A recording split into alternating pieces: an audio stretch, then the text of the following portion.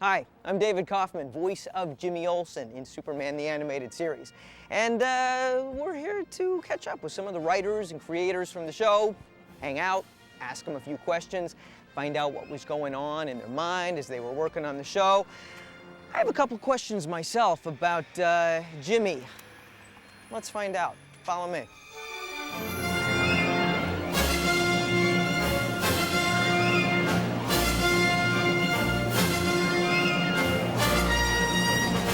Hey guys! Hey David. How's it going? Hey, nice to see you. Good to see you. Yeah. How's it going, David? Very, very good. Long time no see. Yeah. A couple of too years long. since Been a we while. did the show. Yeah. I was told you hang out here. Every Wednesday. Yeah? This is our place. Really? New comic day, we're here. Seriously, very cool. Say hi to everybody. Introduce yourself. Glenn Murakami. Bruce Timm. Paul Dini. Alan Burnett. Let me ask you some questions about the show in terms of these final 18 episodes tended to start the inclusion of Jack Kirby's Fourth World characters. Right. What was your thoughts behind bringing those characters in the show? Well, for a number of things. Superman is such a powerful character. We have always had a problem finding powerful villains to throw up against him. So Jack Kirby's Darkseid character is like one of the major heavy hitters of the DC universe, and we're all like big Jack Kirby fans anyways, and look for any opportunity to, use his stuff in animation. Also, when the Fourth World was first introduced into the comics, one of the first books that it was introduced in was Jimmy Olsen comics. And so there was a Superman connection there already. So we weren't just like drafting, the Fourth World into the Superman mythos just willy-nilly. I mean, there was a precedent for it. Let us begin at the beginning. What once was whole was split asunder, and in its place there arose two worlds. Worlds as different as daylight and darkness. It's just a real rich comic book mythology. I mean, it's like a whole big, super involved backstory, which we simplified, of course, for animation. But there's just a lot of really rich story material there.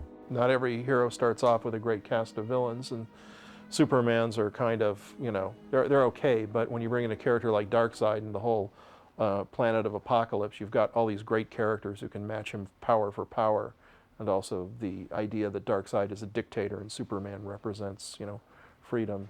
You can't beat that. Did you find more limitation in terms of it being animation as opposed to a comic book, or did you find that gave you a whole new world that you could go into? Well, like I said, the thing about the Fourth World stuff is that it's really pretty involved. I mean, originally in the comics it was like 4 different separate interlocking comics, and even then it was still just this big sprawling epic, and so we kind of had to really condense it down to its bare essentials to be able to shoehorn it into the Superman story. It wasn't limiting so much as just that it was tricky just trying to figure out how to condense it down and have it still make sense and still kind of retain what it was in the comics that made it good. Mm-hmm. So it was tricky. Especially dealing with one episode per se at a time. Yeah, right. That's sort of a time period to work with. Yeah, they were big epic stories, so usually we would save the Apocalypse stuff until we had a 2-parter. Mm-hmm. Oh, that's right. That's right. We used Apocalypse about how many episodes? Well, we had 2 episodes where we kind of hinted at it first. Right. We had the one with Tools of the Trade, where we just kind of, introduced a little bit of it. And then Father's Day was when Calabac came in and basically just fought Superman for 20 minutes. And then we did Apocalypse Now, Little Girl Lost, and Legacy. And all of those were 2-parters. So about 8.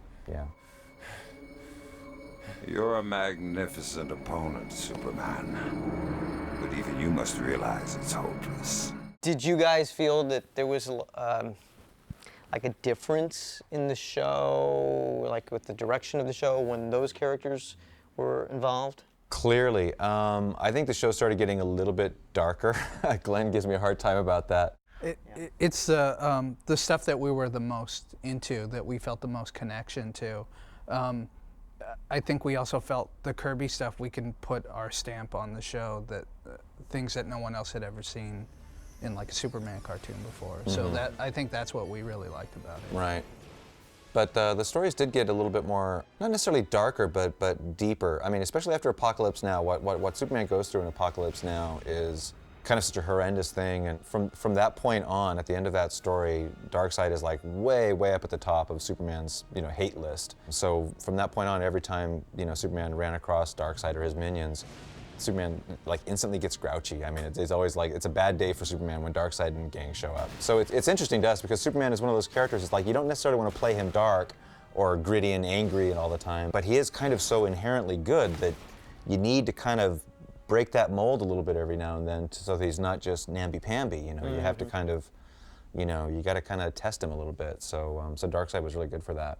The last episode of Superman was actually the second part of a two-part Darkseid story. I mean, it's actually a pivotal moment for our Superman and Lois. I mean, they kiss for the first time in that show. And so that's kind of a turning point for them. Too bad it was the last episode, you know. But The intention was to make Superman distrusted now. Right. In those last 2 episodes, because Darkseid took him over, and he was doing things that he wouldn't have done had he not been under Darkseid's control. So. But yeah, that whole last season of Superman was going to be a little bit more about the world learning to trust Superman again, and Superman trying to regain their trust. And There were other DC characters that came in these last few episodes too. How did that come about? I don't know. I think it was those guys. Well, Superman seems to lend himself more for guest stars than Batman did. We did relatively few guest stars on Batman. Superman is so much more powerful than Batman. You kind of want to throw other heroes in there with him and, you know, raise the stakes a little bit. You know, Aquaman is kind of a natural, Green Lantern.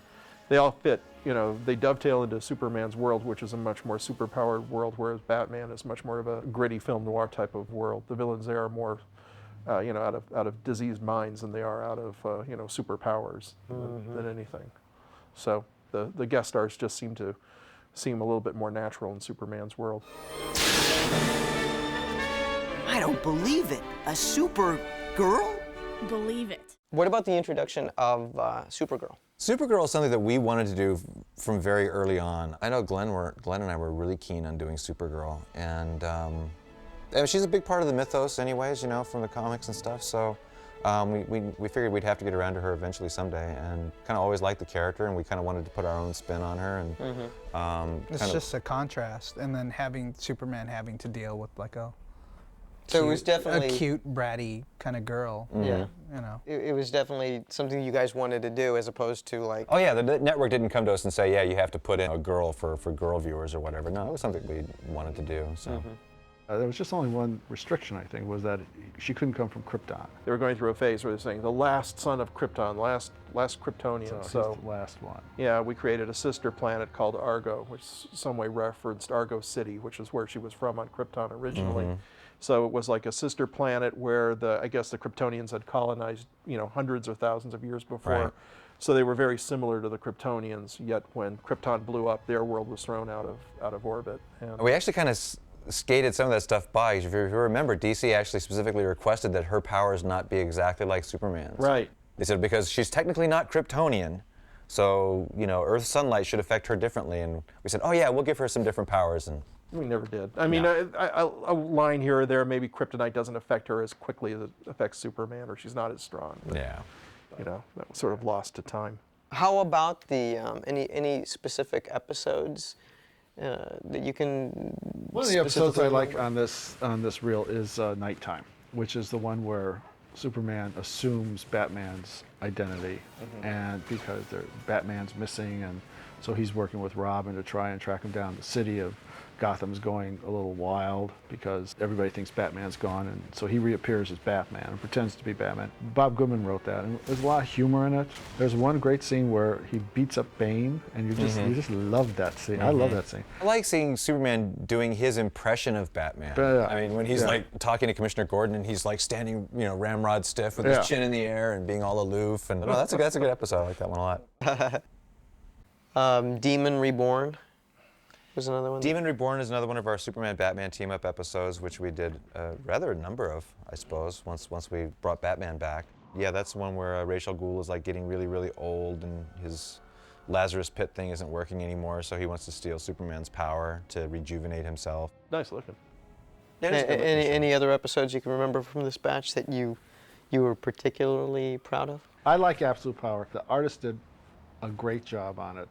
They created a whole new world. It was one of those shows that I didn't like the script very much, but the only way I thought could make it appealing to me was just to go crazy with the sci-fi elements, and yeah, we designed Paul Ravoche went crazy designing the world, and I designed all the spaceships. We had good storyboard guys. We had Lee Weeks, the famous comic book artist, doing storyboards from that episode. I know we did it really fast. I just thought I was impressed with the world. We You did guys it looks really good. fast. It looks good. Yeah. And the black hole effect. Oh yeah, that's right, the black hole Yeah. effect. That's right. I think that's the reason you wanted to do that story in the first place. You said, I want this big black hole. And I said, Alan, do you know how difficult it is to do a black hole in animation?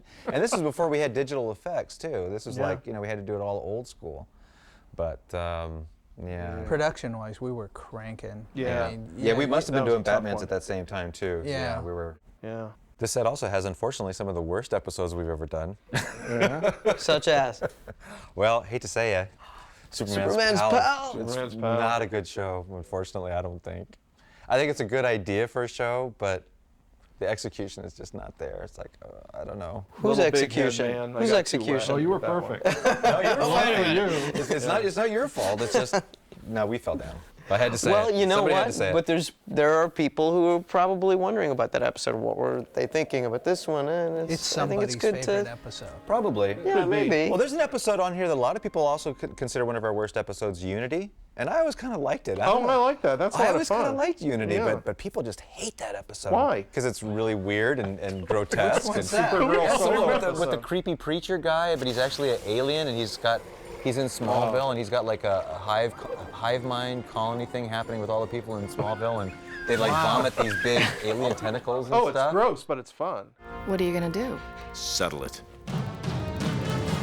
Once and for all. As you look back, did you guys find that you accomplished what you set out to do at the beginning of the series? We kind of touched a lot of the different bases in the Superman mythos. I mean, we got to do all the, the major things. We got to do Bizarro and Mixes Pitlick and, Supergirl and Superman's Pal, the origin story. And it was kind of, we kind of were able to like pay homages to all our favorite versions of Superman, from the Fleischers and, the Christopher Reeve movies and whatnot. I mean, this stuff all blends together a lot better than I ever thought it did. But, I mean, even shows that I didn't think were all that great when we worked on them, I watch them now and go, wow, this is a really good episode. So if you guys had the chance, would you like to take another crack at doing the show again? Not necessarily redoing it, but doing it again? I'd love to take another shot at Superman. Yeah, that'd be a lot of fun. It's like Batman. Once we did it the second time, I think we figured out how to do it better.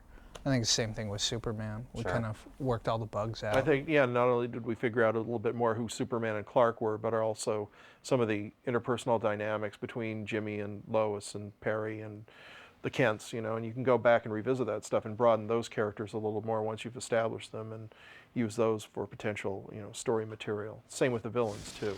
You go in and you tweak them and you work with them a little bit, or you bring in some new characters, perhaps from the comics, and shake things up, and then you find yourself having fun with it. A lot of Superman's success depends on how well he's animated, to me. To see the musculature and see the sense of flight with the cape and everything, I mean, he really depends on that. We were lucky in a lot of cases to get really good results. Yeah, there's some that are right up there with our best work. That's really good stuff. It's fun seeing, what does the world think of this guy? Here's one guy who's kind of like a god on earth, and how does the world relate to him? What does he do, and how does he make life better for people, and what's their perception of him? And I think when you do the stories that are just Superman and the world, you have a chance to really sit and think about what that means and go off on who the character is and how he relates to people. It's kind of fun. Anything else you'd like to add? Anything else you want to say about the show? More shows with Jimmy in it, I guess. More shows with Jimmy, Yeah. One word. Spin-off. Oh, Super Super Olsen. Olsen. What do you think? Well, that would be one thing if we ever went back and did a Superman show, new batches of Superman. That would be something we should definitely look into, is giving Jimmy superpowers. Keep it. Clearly. Yep. Good. Missed a big boat there. Elastilad needs to be done. Thank you. Thank you very much. Glenn, Bruce, Paul, Alan. I had a great time. I learned some things. I'll see you around. Okay. All right. Okay. Yeah. Don't be a stranger. I won't. I'll be waiting by the phone. Okay. Tomorrow. The Adventures actually. of Jimmy. So just the last lad. There you go. I'm gonna hold you to it. Okay. Okay. Bye-bye. Bye. Bye. Bye. Thanks for tuning in to Warner Home Video's Superman the Animated Series Volume 3. Hope you had a good time. I did. And hope you had a little insight to what made Superman tick. I got some comics to read. Bye.